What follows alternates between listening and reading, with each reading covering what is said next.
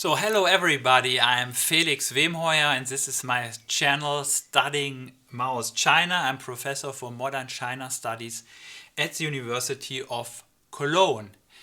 In this second video I want to talk about the decline of global Maoism. In the first video I have explained why all over the world in the 1960s and early 1970s political movements made positive references to Maoism and the Chinese Revolution and considered as a kind of model to change the world. So talking about the decline, I think it's partly linked also to the access to information, what actually happened in China. So in the first part I want to talk about how limited information were in the 1960s and early 1970s and where did they come from. So starting, I think, from the mid-1950s, the Chinese government made a huge effort to propagate its official view of the world relation and also of Mao Zedong Sword in all over the world. They published several magazines that were translated, and also the works of Mao himself had been translated in a very impressive number of languages. And because there were many readers of this kind of literature, also in the West, also big kind of bourgeois publishers published works of Mao that became bestseller. If you are also interested in this global spread of Mao's Little Red Book, I recommend this edited volume to you, edited by Alexander Cook, Mao's Little Red Book. So between 1966 and 1972, only very few Westerners and also people from Eastern Europe could actually visit the People's Republic and see by themselves. As you might all know, in the 1950s and 1960s, most of the Western countries considered the Republic of China on Taiwan as the Chinese government and had no diplomatic relations to the PRC. And this only changed, at least on a massive scale, after the visit of US President Richard Nixon in China in 1972, where then also Austria and West Germany and other countries established diplomatic ties to the PRC.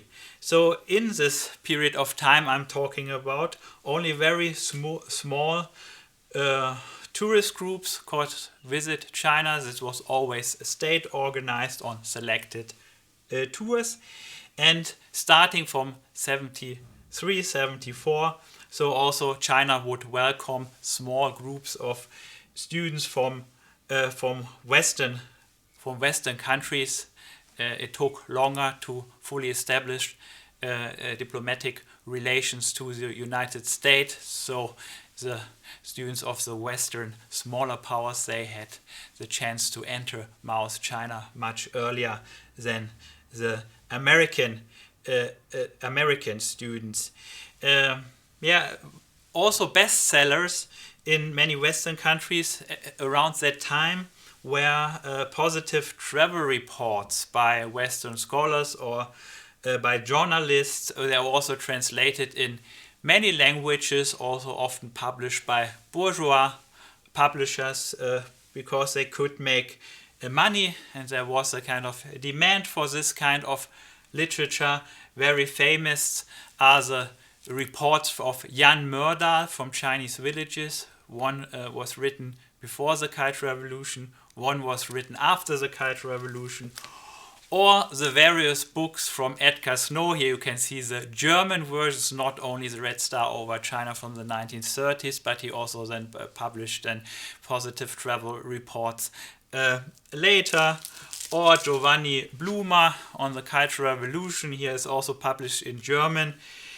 Or books, for example, of the novelist Han Tzu-Ying. Here is a book where she describes that the Tibetan would not believe in Buddhism anymore, but now in Mao Zedong Sword. So at that time, these kind of books seems to the Western reader be more authentic than official state propaganda. For example, Jan Myrdal is telling quite of very personal stories of individual Chinese peasants in his books that seem to be authentic for the Western reader. However, of course, we know today that these interviews were closely monitored by local authorities. So, as I would say, during the Cultural Revolution, there was no independent academic research or journalism allowed in China. I think a serious academic research on Cultural Revolution and the Chinese society then was carried out in China only by the 1980s.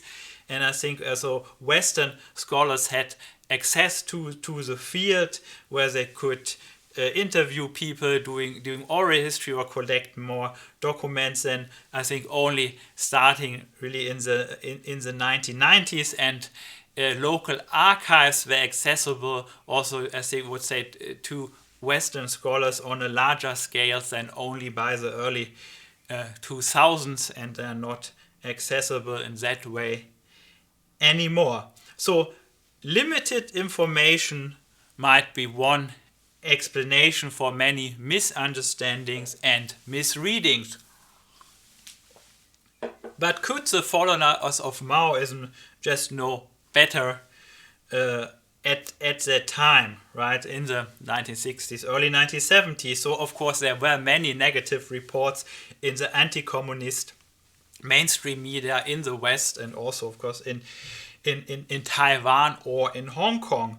But the members, right, of the Western New Left, many of them had been radicalized and politicized during the protest against the Vietnam War.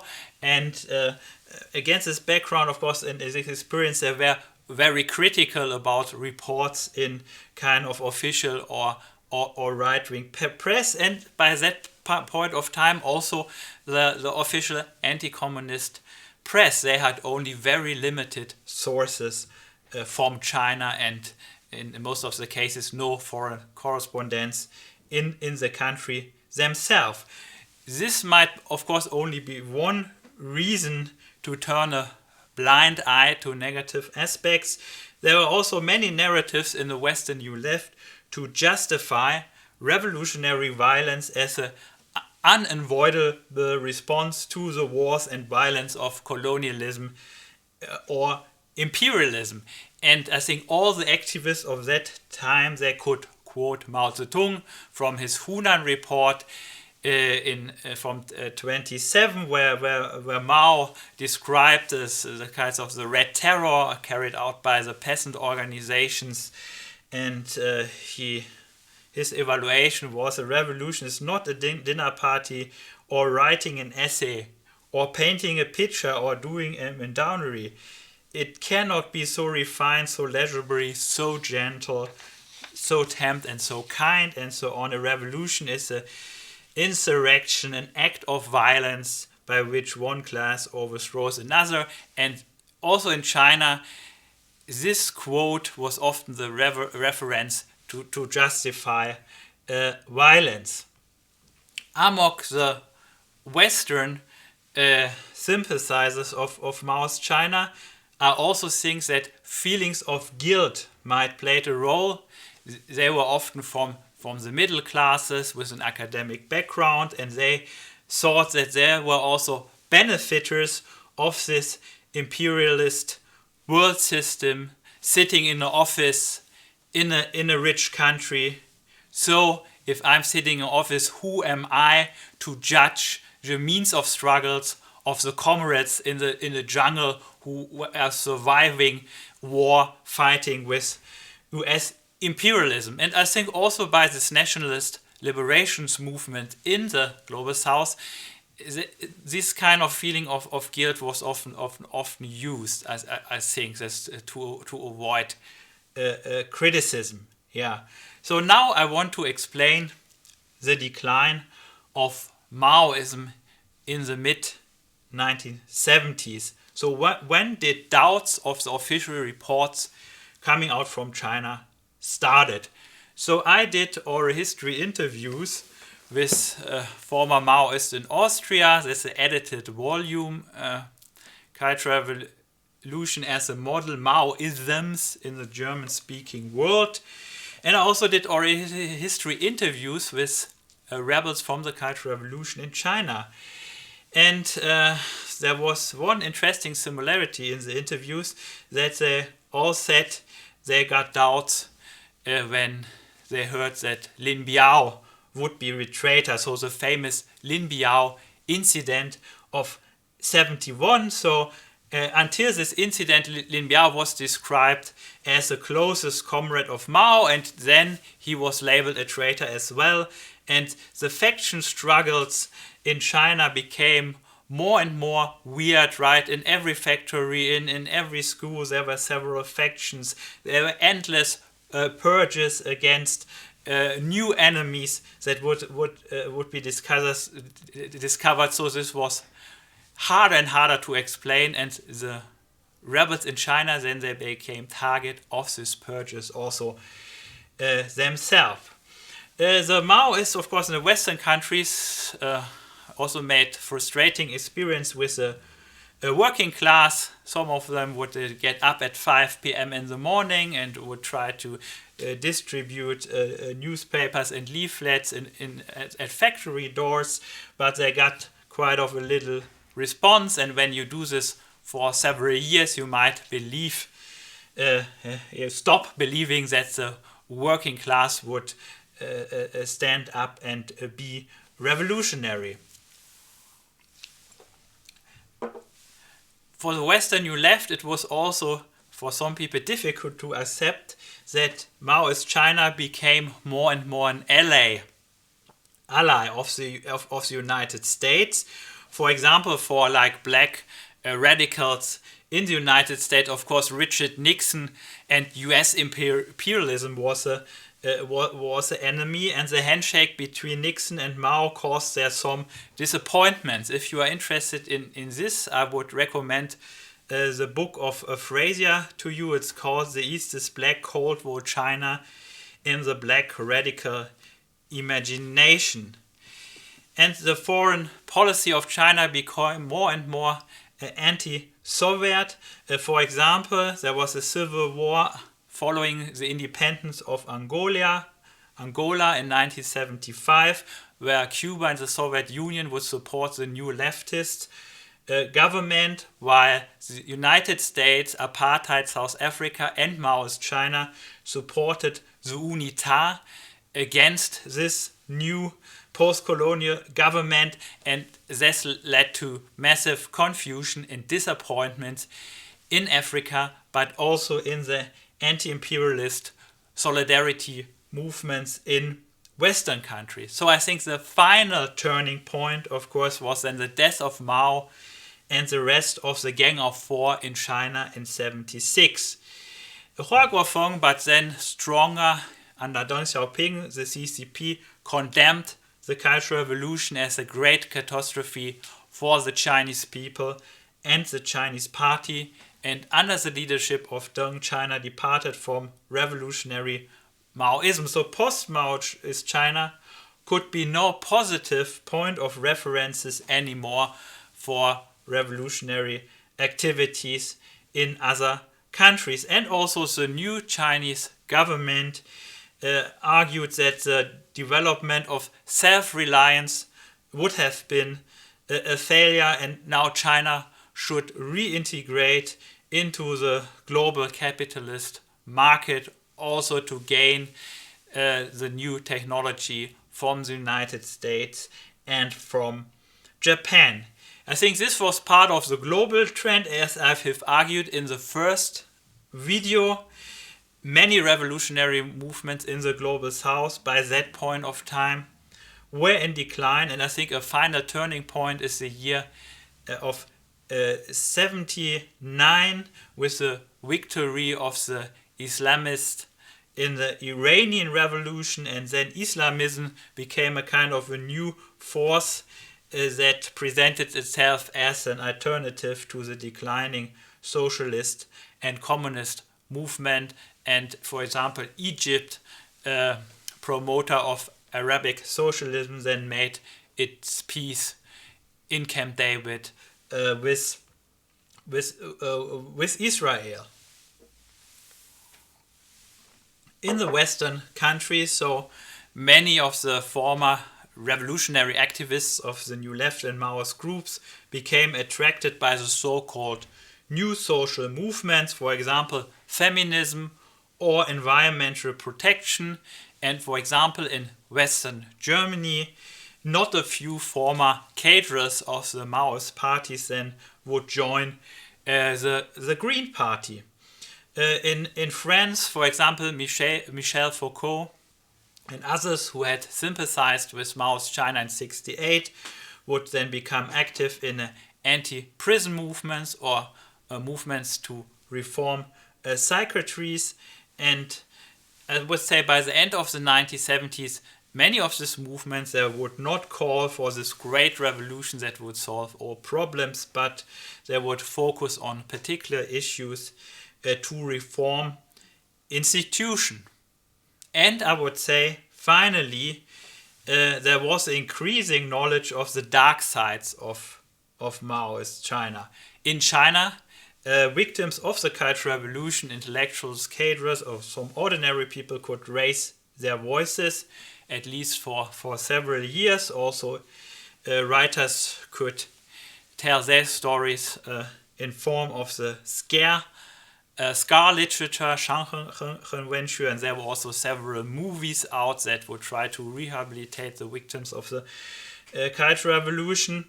And in the 1980s, one-child policy was enforced in China, and to enforce and monitor those policies, the Chinese government actually produced several very detailed population surveys.